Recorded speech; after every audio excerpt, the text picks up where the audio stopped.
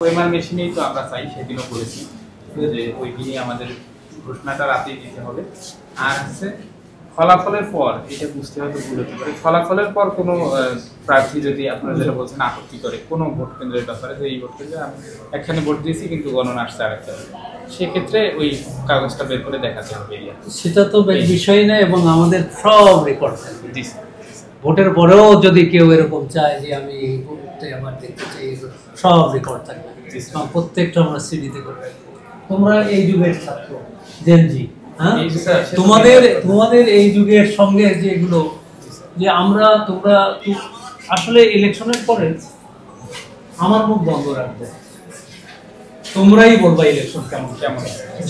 আজকে যারা আমাদের এখানে আছে সব ছাত্ররা, সারা দেশ কিন্তু তাকিয়ে আছে ডাকসু এবং জাকসুতে যা হয়েছে, যে ভুল ত্রুটিগুলো রাকসুতে যেন সেগুলো না হয়, এবং আমরা সেজন্য আপ্রাণ চেষ্টা করছি।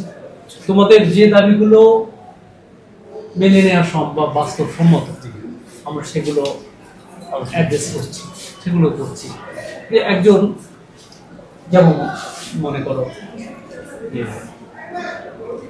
বলছে যে ট্রান্সপারেন্ট বক্স লাগবে, তো এইটা ট্রান্সপারেন্ট বক্স, এটা যদি আমরা করতে পারি, গোপনীয়তা না, এটা গোপনীয়তা, আগের ভোট দেখতে পারবে, দেখতে পাবো ওটা কেউ দেখার সুযোগ হবে না, পরপর লাইন দিয়ে, ওটা কোনো বিষয় না। আর একটা ভোট দেখে কি হবে, এটা কোনো বিষয়ই না। কিন্তু এটা আমাদেরও সবাই, আমরা যে এখানে যে একদম ট্রান্সপারেন্ট হচ্ছে, সবকিছু ভোট সব ট্রান্সপারেন্ট ওর মধ্যে রয়েছে, আমরা সবাই দেখতে পাবো। তো কাজেই আমরা সবকিছু, আর এখানে যখন ভোট গণনা হবে তখন তোমরা তো থাকবে, যারা তোমাদের প্রতিনিধি পোলিং এজেন্ট যারা আছে, সিগনেচার করো, ওখানে